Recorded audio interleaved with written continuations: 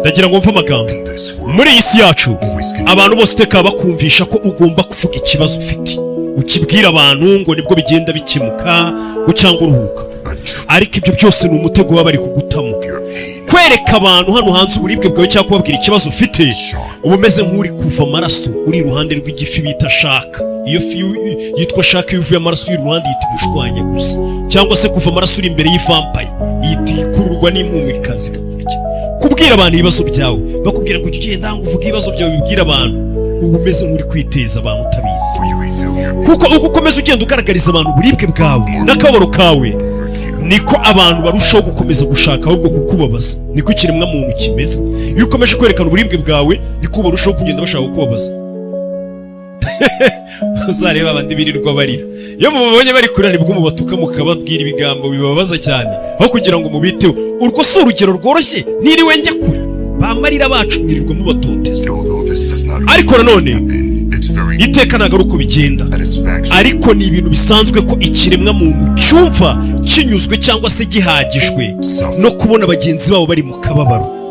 Iyo abantu babona ubabaye utishimye birabanezeza cyane.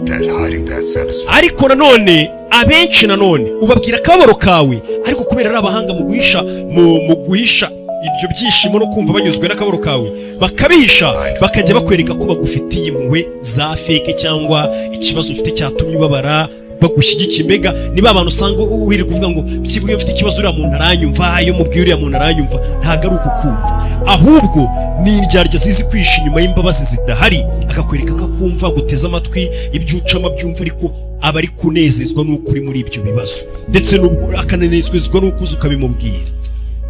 Bitekerezeho, iyo bizinesi yawe y'ubucuruzi yananiwe, watsinzwe nyine, wahombye nk'iduka ryahombye, wataye umutwe, abantu baza bakubwira ngo uzongera mani bizaca muhumura, bagutera ingabo mu bitugu, bakakwereka ko mbega bababajwe mbega nuko wahombye cyangwa uri mu bibazo by'amafaranga.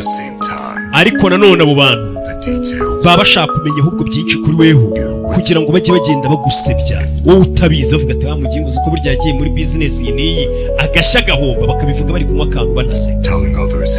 Cyangwa se abo bantu bakaba bagenda bavuga ati ubundi yabijyagamo ahubuka, ubundi se yajyaga muri biriya bintu yishinze aba nabashiyemo amafaranga, ugasanga bagutaramye kandi we mbere yawe barakwerekaga ko ubwo bababwira ngo bizinesi yarahombye, bucuruzi cyangwa akazi byanze, bakwerekaga ko bakumva hari abantu bawe bizacamo. Ariko n'ubagenda bakavuga ati burya wazize kutagira ubumenyi muri ibyo bintu, ni ubugoryi bwawe kuba bizinesi yarahombye, nuko bagenda bakuvuga iyo batandukanye nawe. Cyangwa se ukagenda ukabwira abantu ngo sheri wanjye yanciye inyuma ngo ndamufata, abantu baraza bakakubwira ati ibyo umukobwa wawe cyangwa umugore wawe yagukoreye akaguca inyuma ni bibi rwose, wihangane, niko bakubwira muri kumwe, ndetse bakanakubwira tuzanamureke wabaho neza mutari kumwe, niko baza bakakubwira. Ariko iyo udahari batangira kuguhindura nk'inzanga, bakaguseka, bakavuga ati imana uzi ko wamuginga sheri we n'umugore bamuciye inyuma, ni urugero, cyangwa se wa mugore uzi ko umugabo wamuciye inyuma, bakabiseka, kabaga ariko ubundi atamuca inyuma wabona agasate. Icyo gihe n'ahandi bya bibazo byawe bakubwiye ngo iyo ugiye ukavuga ibibazo byawe bibwira abantu ngo uraruhuka, ariko ntabwo uba uri kuruhuka, ahubwo uba uri kugwa mu mutego, uba uri kwishyira hanze, utuma n'abantu bagufata nk'imikino bakaguseka, kuko biri mu bintu ngo binezeza abantu kubona umuntu ari mu bibazo. Ushobora kwibaza impamvu abantu ari babi cyane cyangwa se ari abana babi ku buryo banezezwa n'ibyago bya bagenzi babo, bakumva birishimye gusa. Igisubizo kiroroshye. Intego y'abantu bose ubona hano hanze ni ukumva ko bari hejuru yawe. Buri muntu wese uzabona anezezwa no kumva yuko ari hejuru yawe. Niyo yagufasha urabagira ngo akuzamure ariko ntugere hejuru ye, niko ngo biba bimeze. Rero iyo abantu babonye usa nk'ubangamiwe cyangwa ufite ibibazo biri kukujena, utameze neza, baba bumva ari byiza rwose, banejejwe n'ibyo bibazo byawe mu mutima yabo, nubwo batabikwereka ariko baba bishimye, bashobora kukuganiriza bakwereka iki, ariko iyo bahindukiye baragenda bakabivuga baseka. Ariko rero abantu iyo utababwiye ibyo bibazo byawe ufite, ukabereka ko nta n'ikintu kikubangamiye, nta bwoba ufite, bakajya babona uhora witurije, utapanitse, nta muntu ubwira ibibazo byawe, n'ibyakubaye ukabyimenyera, ntugire ubibwira. Icyo gihe abantu ubu bimenye bya byishimo bituma bumva bari hejuru yawe iyo bazi ko hari ibibazo wagize. Gusa rero abantu bakunda nko kumva inkuru z'umuntu waraburisha wasebye, baraza bakabikomantaho bakagaragaza uwo muntu ari ikikoryi byagombaga kumubaho, kuko bakunda kumva ko nyine bari hejuru yawe. Iyo rero abantu ubimye amakuru ukituriza ntagire na rimwe babona hari ikintu cyakubangamiye, nta stress, nta gupanika, nta guta umutwe wipoye. Icyo gihe ubu bimye bya byishimo biri mu mitima yabo karemano bafite, ubibimye neza neza. Ibyo nibyo muri kano kanya tugiye kurebera hamwe uburyo twese cyangwa se abankurikiye mwakoze subscribe n'abandi mugiye kuyikora ugomba kubaho wirinda kwerekana intege nke zawe cyangwa ibibazo byawe. Ibyo ngibyo nibyo bikugira umunyambaraga. Wirinde bya bintu bahora kubeshya ngo iyo ugiye kuvuga ibibazo byawe ngo uri kuruhuka, uri kwishyira hanze, tuba turi kukubona imboga mu menyo. Uzi ibibazo dufite, ugiye kuvuga ibibazo byawe ngo uruhuke, uruhukire se kuri twe ntabwo twiba dufatira akaruhuko. Iyo uhishe intege nke zawe n'ibibazo byawe n'ibintu biri kugusteresa, uba umeze neza neza nkaho uri ku munyantege nyinshi. Ahubwo muri iyi video rero kuri YouTube channel Rock Entertainment tugiye kwigira hamwe ibintu wakora kugira ngo ube wa muntu utagira ikintu kimusteresa kimubangamira, ku buryo abantu baravuga ati simana uriya muntu nta kibazo yagira muri ubuzima, ntago wamenyize, ntago wamenya aho uhera umwinjirira. Mbega nta muntu uzi intege nke zawe cyangwa ngo akubone ufite ibibazo. Icya mbere wakora mbere na mbere wowe nkurikiye iga gukontorora ururimi rwawe. Iki kintu kimaze kunanirana ahantu henshi muri iyi minsi ya none. Abagabo cyangwa abasore nibo bantu basigaye bavuga amagambo menshi kurusha abagore. Kera baravuga ngo abagore baravuga barazimura bagira gute. Muri iyi minsi abagabo nibo bantu ba mbere bari kuvuga utugambo twinshi, bari kuzimura cyane. Kandi impamvu y'ibyo byose ni ukubera ko abagabo iyo bari kuvuga, iyo umugabo avuga utugambo twinshi ahora avuga ibintu byinshi, aba ari guhisha intege nke ziwe, aba ari kugerageza kuzihisha yihisha inyuma y'amagambo menshi ari kuvuga. Niyo mpamvu abagabo bakomeza bavuga ibigambo byinshi, bumva ko nta muntu uri buze kubona ko badashoboye cyangwa se nta muntu uri buze kubona intege nke zabo. Ugasanga umuntu yirirwa avuga abagira ngo mutabona intege nke ze, mutabona ko afite ibibazo mu rugo cyangwa ahandi hose, mbega mugire ngo ahora yishimye ntimubone ko afite intege, aba ari kwihisha inyuma y'amagambo. Ibyo rero ni ubugoryi ku muntu w'umugabo ugora uvuga amagambo menshi, ariko nabo hari igihe bikora batabizi ko bari kugerageza. Mbega ni wa muntu utifitiye n'icyizere akavuga amagambo menshi. Ubundi umuntu ureba kure wese ashobora kubona ko umugabo uvuga utugambo twinshi ari we munyantege nke tuba dufite muri sosiyete, ari n'umunyabwoba. Ariko umugabo uriba wicecekeye ku buryo utamenya n'iki kimuri mu mutwe, yipoye muvuga bareba bitekerezaho atuje, uwo mugabo ucecetse, uwo mugabo buriya aba yaramaze kugera kuri rwa rwego nta kintu kimwe kimubangamira, kuko bavuga ati navuga ntacyo biri buze ku nta muntu waza agira icyo ambaza. Mbega uba umeze neza cyane. Ariko nanone uba uri wa muntu iyo wicecekeye cyangwa se uri umuntu udashaka kubakunyuzamo ijisho ngo bamenye ibyo utekereza, ibibazo byawe cyangwa ibyiza byawe, icyo gihe utuma nta muntu wanakumenyera. Kandi umugabo nk'uwo ukunda guhora acecetse, iyo atangiye kuvuga ba bantu bose bari kuvuga ubugambo bwinshi, bose bariceceka bakavuga ati wa muntu udakunda kuvuga none yagiye kuvuga, reka twumve icyo avuga. Baricara bakiga. Rero abantu nk'abo ngabo bavuga amagambo make, biyizera, badakunda aho batameze nk'abagabo b'iyi minsi. Muri iyi minsi basigaye ari bake cyane, kuko 99% by'abagabo cyangwa se n'abantu basigaye muri iyi minsi bose baba bashaka attention, y'abantu bashanga abantu babumve, babarebe ko bavuze, ko bigaragaje. Mbega niba abantu bumva ko byaba ari byiza kuri abantu babateze amatwi. Niyo mpamvu uzasanga abagabo baturika bakavuga, ugasanga bari kuvuga ibintu batabanje no gutekereza, bagapfa kuvuga gusa tu. Ku buryo ubarebye uvuga ati uyu muntu wagira ngo bamukanze nka telekomande, nawe ari kuvuga nyine ibigambo biza gusa atabanje kunyuza mu nyurabwenge. Impamvu igihe hari igihe umuntu wicaye ari kubeshya, ari guhimbaga ibinyoma, abeshyira abantu, avuga ibintu kabadaze ibi bintu byabaye ryari ko uyu muntu ari kubi, nyine ukabona umuntu yabaye nk'umusazi. Abagabo b'iyi minsi niko bameze kubera bafite uburwayi bwo mu mutwe butuma bashaka ko bumva, ubundi bakomeze bavuge batatekereje. Ndagira ngo mve muri kano kanya, ururimi rwacu runubona ni inyamaswa mbi cyane, kandi yo mu gasozi abenshi ntabwo bazi gukontorora iyo nyamaswa, ndavuga ururimi.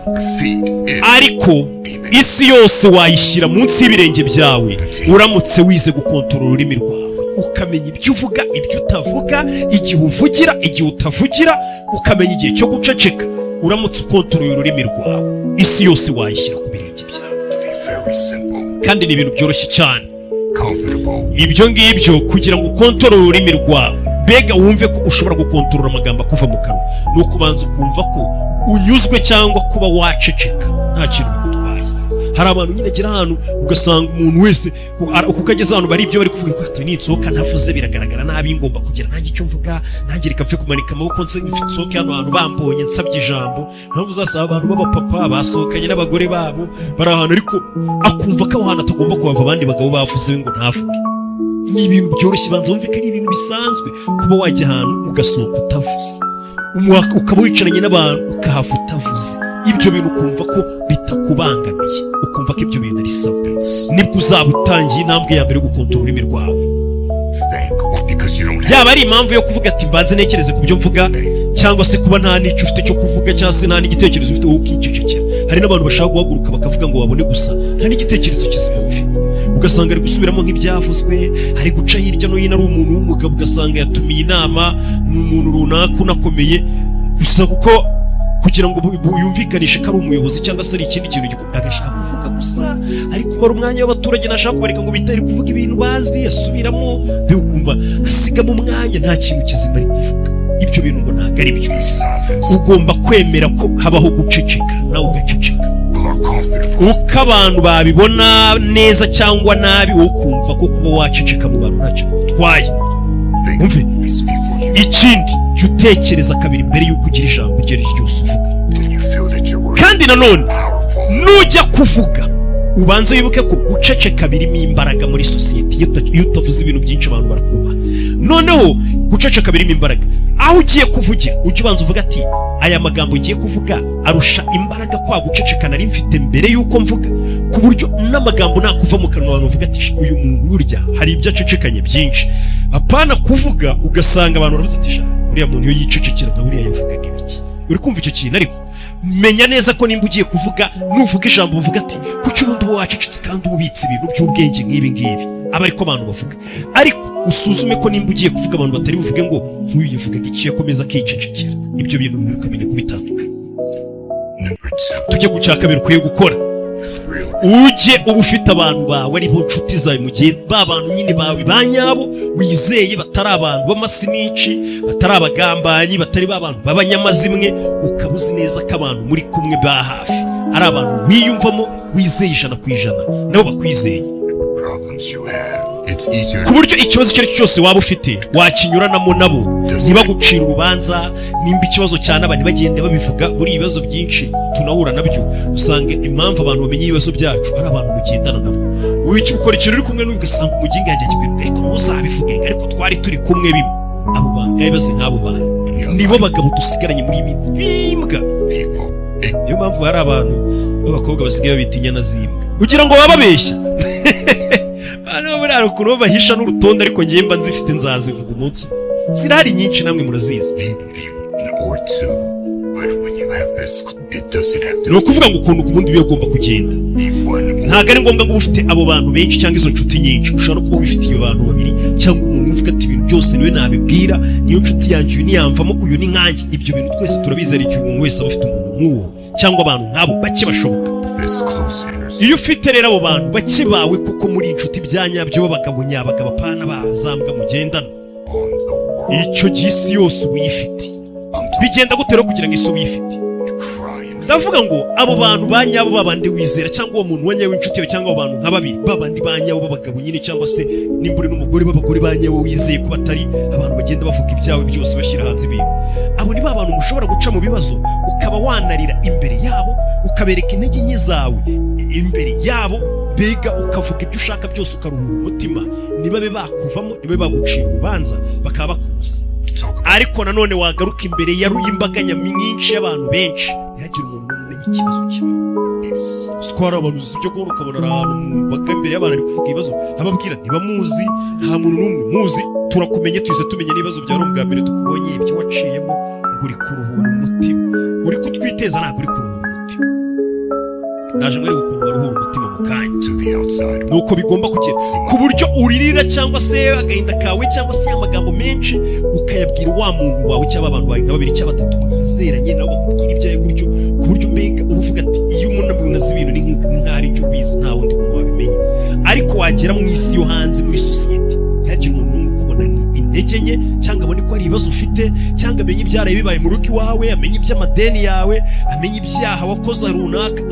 Ntihagire umuntu ukubona muri rubanda nyamwinshi ufite intege nke cyangwa se hari ibintu bikubangamiye bajya babona uri tuzi witurije wipuye umwenyura gake gake babona ko ibintu byose ubifite muri kontrole nta kibazo na kimwe ufite. Kuko abo bantu bo hanze iyo babashije kubona ko ibibazo byawe batabizi batazi n'uburyo ubikemuramo babura naho bahera bakwataka. Tujya ku cya gatatu wakorana buriya ubukungu bwa nyabwo buri mu kunyurwa k'ubugingo bwacu. Icyo nacyo bakakibuka.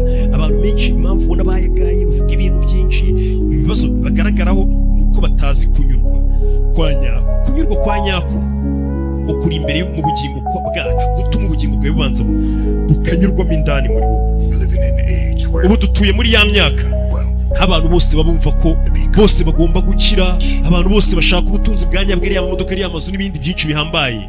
Ibyo nta kibazo kibirimo pe kuba ibyo wabishaka, ariko ubutunzi bwa nyabwo ni ukumva ko unyuzwe mu bugingo bwawe pe ukumva uranyuzwe. naho ubundi urabona inzu wumva urahangayitse urashaka iyi urashaka nyine ugahora uhangayitse, ntabwo ujya ufite kunyurwa muri wewe. Ariko nanone hari uburyo bumwe bwatuma wumva ko unyuzwe muri wewe, nibwo ngira ngo tunyuremo. Buri munsi ujya ushima Imana, ujye wumva ko ufite amashimwe. Nimba ushaka ko nyine wumva ko ubugingo bwawe uri umukire, ari nabyo bituma ubaho wishimye, ubyuka wumve ko buri munsi ufite ishimwe, hari icyo ushimira. Buriya abantu benshi iyo turi mu bibazo nibwo dutangira guha agaciro, cyangwa se iyo umuntu arwaye arembye nibwo atangira guha agaciro ko kubyuka uri muzima ukuntu ari ishimwe rihambaye cyane. Buriya umuntu urwaye uri mu bitaro urembye bari kumubwira ati mpyiko, bari kumubwira ngo ibiki, uwo muntu niwe ubuze agaciro, cyangwa se nawe iyo urwaye urembye nibwo wibuka agaciro ko kubyuka uri muzima, ukora ku gasiporo, witekera cyangwa se bagutekera, mbega bwa buzima busanzwe bworoheje, ukajya ku kazi ukitahira cyangwa ukaba uri na muzima wicariye. Iyo urwaye nibwo utangira kwibuka ko bya bintu burya ari amashimwe akomeye, no gusaba Imana ati Mana mfashe ukize, none ntabwo uri no kuyisaba ngo mpa amafaranga n'ibiki. Nibwo utangira kubona ko amashimwe cyangwa se kunyurwa kwa nyako biri mu bugingo bwacu imbere. Icyo gihe nibwo noneho utangira kumva kunyurwa kwa nyako ukuri. Hari ibintu byinshi tunyuramo buri munsi bito byagatumye twumva tunyuzwe, tugatanga n'amashimwe y'ubuzima tubayemo, ariko tubifata nk'ari ibintu bisanzwe biciriritse, niko tubifata.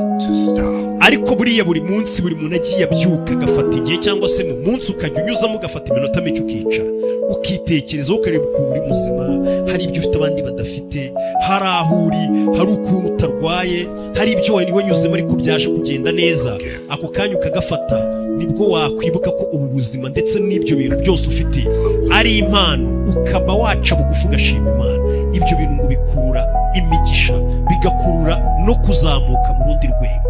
Iyo ubasha kunyurwa n'utuntu bikurinda no gupanika nyine ngo isi yose ikubonane bya bibazo n'aya stress nakubonanaga no kuvuga ubugambo bwinshi, bira byose nuko utanyuzwe, wumva udatuje mu mutima wawe, udafite amahoro y'imbere. Kandi buri amahoro y'indani muri twe nibwo buzima bwa nyabwo. Ubundi buryo bwagufasha gutuma mu bugingo bwawe wumva unyuzwe havuyeho gushima Imana ku byo ufite. Buno muri kano kanya ushatse wanavuga ati reka nshima Imana mu tuntu duto.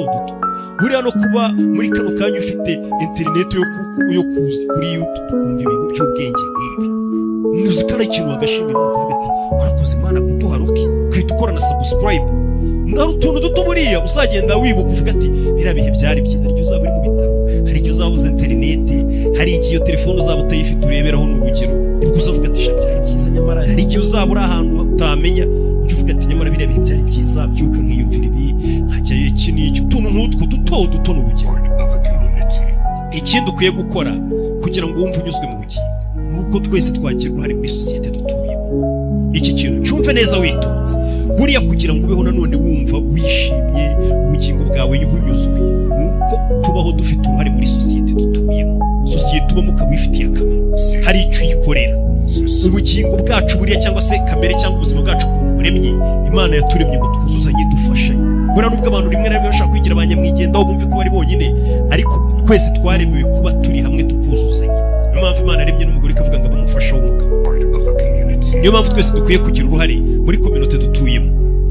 Ntabwo ari ukuvuga ngo ubarizwa muri sosiyete gusa, cyangwa ubarizwa mu bantu benshi, ubarizwa muri groupe y'abantu dusenga, ntabwo muri groupe iyi ntabwo ari ibyo gusa. Ahubwo abo bantu uba mubarizwamo ukagira n'icyo ubafasha ubakorera, ku buryo bavuga ati uyu muntu hari icyo atumariye, nawe wakumva ko hari icyo wabakoreye, bituma ubugingo ubugingo bwawe wumva unyuzwe ukavuga ati icyo nafashije abandi. Hari abantu babereyeho cyangwa se baba muri twebwe ari abo gukonsoma gusa no kumva ibyo abandi mbega bameze nk'abakonsoma nta kintu umuntu muri kominote runaka, muri groupe runaka, murabana mu bintu runaka, ariko nta musanzu na muke atanga, nuko yicaye gusa ameze nk'ubakonsoma, yaba ibitekerezo, yaba amafaranga, yaba gusohoka, ibega ibintu byose muri kominote ukabona nta kintu kizibatanga. Ibyo ngibyo nanone nibyo bibatera amadepresiyo, ariko ngo mu bintu bya mbere bivura irungu bikavura na depresiyo ni ukuba muri kominote y'abantu benshi kandi ukaba ufite icyo washobora kubakorera wabafasha, mbega ufite umusanzu utanga kuri sosiyete. Hajya umuntu ufite umusanzu utanga kuri sosiyete munini, ariko nkabikora mbyikoreye, atari ukuvuga ngo inshimire cyangwa igira iti cyangwa avuga ni nyamara hari icyo ntanga kira hanze, nawe nuko wabikora. Ibyo bintu bituma nta depresiyo nimwe yapfa kugira aho iguhera, kuko ufite abantu benshi ufitiye akamaro, cyangwa se abantu bavuga ati nawe ubwawe ukavuga ati bari abantu se dukorana ibi n'ibi bambonye meze gutya ndi mu gahinda gakabije, byaba ari ibiki? Ushaka gukira amadepresiyo ba muri kominote runaka ugira icyo uyifashije, si ukumve ko waba mu bantu urubakuraho ikintu gusa, gira nawe icyo utanga. Nuko bigomba kumera. Ibyo ngibyo biri mu bintu bigenda bigatuma ubugingo bwawe wumva utuje, ufitemo amahoro, wishimye indani muri uvuga ati nanjye hari umusanzu ntanga kuri ibi n'ibi n'ibi. Nuko bigenda. Ikindi buriya iyo ugize ikintu ha sosiyete cyangwa se mu bantu mubana, hari icyo bakorera, hari ibyo ubaha hano hanze, barakuzi, yaba mu mudugudu, yaba aho uteranira, yaba aho musohokera, aho mukinazo za football, yaba muri utwo tubari twanyu, ariko uri umuntu bafite icyo bazo, hari icyo utanga, yaba ibitekerezo, yaba inama, iki ibyo bintu bigukururira imigisha. Iyo uri muri sosiyete hari ikikuva, hari ikintu kikuva bikurura umugisha. Buriya gutanga biruta guhabwa, si biri muri Bibiliya? Gutanga ni byiza, bikurura imigisha. Ikindi bituma ugira amahoro yo mu mutima ukumva ko watanze. Ariko hari abantu benshi bumva ko guhabwa ariko uri umunyamugingo, uri umunyabwenge. Uzareba abantu bagiye bafasha abantu bahora batanga bagira gute, abo bantu iteka uhora ukomeza ubona baratse. Abandi bagiye baza bagakonsoma abo bantu bakagenda ngo babarushije ubwenge, bajyana bya bindi, ariko bagera imbere ukazumva ngo babaye imbwa baraho, baheruka nyine batwara ibintu umva ngo nibwo bunyamugi buriya namukuye ibi niba, ariko watanze iki? Watanze buriya bavuga ko akaboko gatanga ari nako kakira. Tujye ku cya kane none wakora, ugomba kwizera gahunda y'Imana mu bintu byose buramukora. Wumve ikintu cya nyuma wakora ni ukwizera umuremyi n'imigambi y'Imana kuri weho. Abantu benshi muri iyi myaka tubayemo ya social media, abantu benshi batwaye na social media ku buryo baba mu isi yibiba kuri social media gusa, nibyo batekereza byabatwaye. Aho uba ubona abantu bose kuri social media bakurenze, yaba ari postinze ifoto, postinze imyenda udafite, atwaye imodoka cyangwa yifotoreje no ku modoka itariye, uri kumva abantu bose bakurenze, ukabaho muri iyo mudu gusa, ibintu bisa nk'ibigucanga, yambaye imyenda myiza kurusha yawe. Ibyo ngibyo bituma wibagirwa imigisha Imana yaguhaye, kubera kuba ku isi nyine ya social media. Uri kubona runaka ya postinze none hari hano yasohokeye ahantu nk'ahahenze, hahantu ntaragera ngo bivuga ngo harahenze, niho yicaye, ugasanga ugiye mu kuri abandi bantu ahantu bari ibyo bifotoje, ibyo bapostinze, bigatuma wumva ko abantu bakurenze, bigatuma ubura wa mwanya wo kwibuka imigisha umuremyi yaguhaye.